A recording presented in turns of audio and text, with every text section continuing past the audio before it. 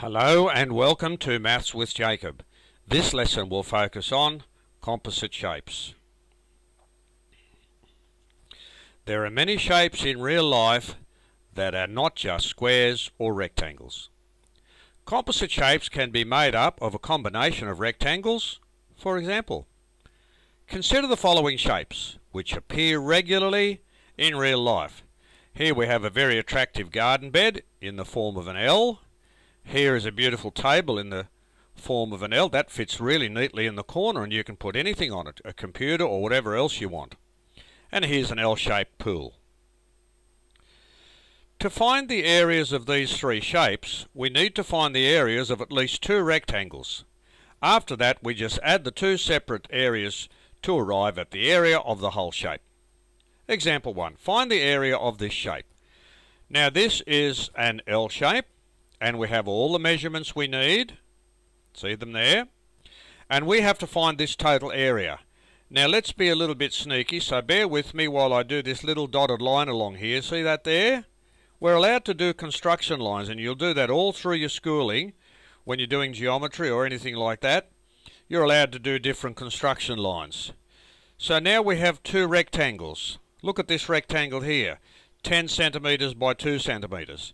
Now what are the measurements of this rectangle here? Well, let's have a look.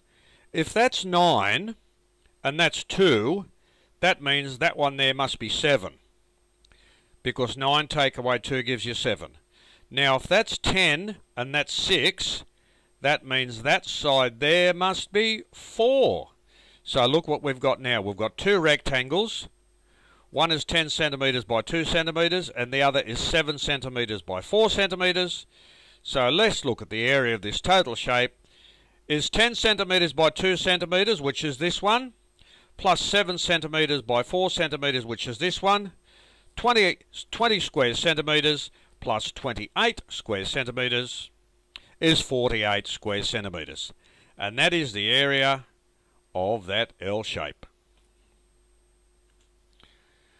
Example 2, what a beautiful bed this is. This could be a garden bed for vegetables, flowers, anything you like. All ready to go.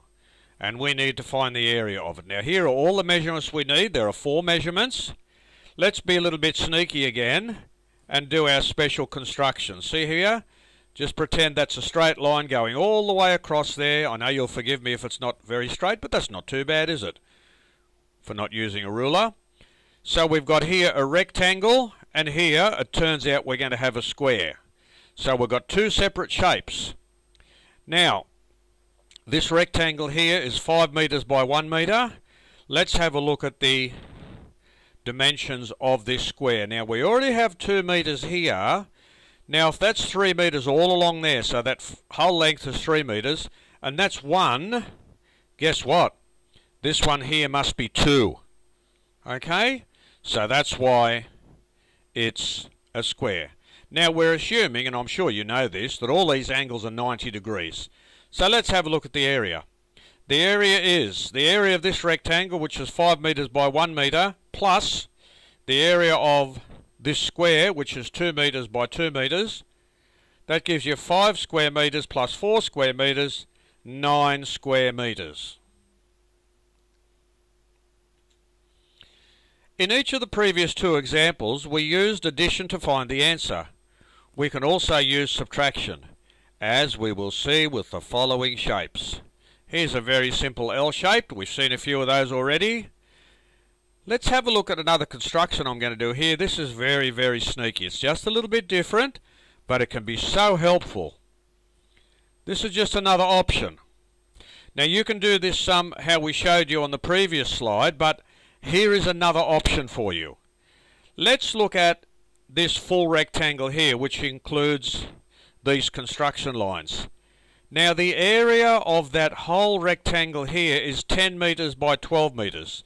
There it is there. However, this part is not included because it's not orange. That's not included. So we've got to subtract that area there. And that'll give us the orange area here, or the brown area, doesn't matter what the colour is, brown or orange, doesn't really matter. What are the dimensions of this section here? Well, if that's 12 along there, and that's 4, that means this section here must be 8. So that's 8. If that's 10 and that's 3, that section must be 7. So, the area of this part here, the shaded part, is 10 metres times 12 metres, which is the whole shape, minus 8 metres times 7 metres, which is this section, 120 square metres minus 56 square metres, and the answer is 64 square metres. That's a very neat way of doing that. Now, we've got a very similar way of doing this one here. So this is a table, a corner table. Now, if you remember, we did this a different way before, but let's have a look at this nice little neat way here. So we've got all these construction lines going on here. Let's assume they're all straight. Here we've got 100 centimetres by 100 centimetres. So if this was a square table, it would be 100 centimetres by 100 centimetres. But we only want the area of that part there where the wood is. So we have to subtract this shaded part here, see, because that's not part of the table. So let's go. The area of the wooden part is 100 centimetres times 100 centimetres minus 60 centimetres times 70 centimetres, which is 10,000 square centimetres minus 4,200 square centimetres, and the answer for the area of the wooden section is 5,800 square centimetres.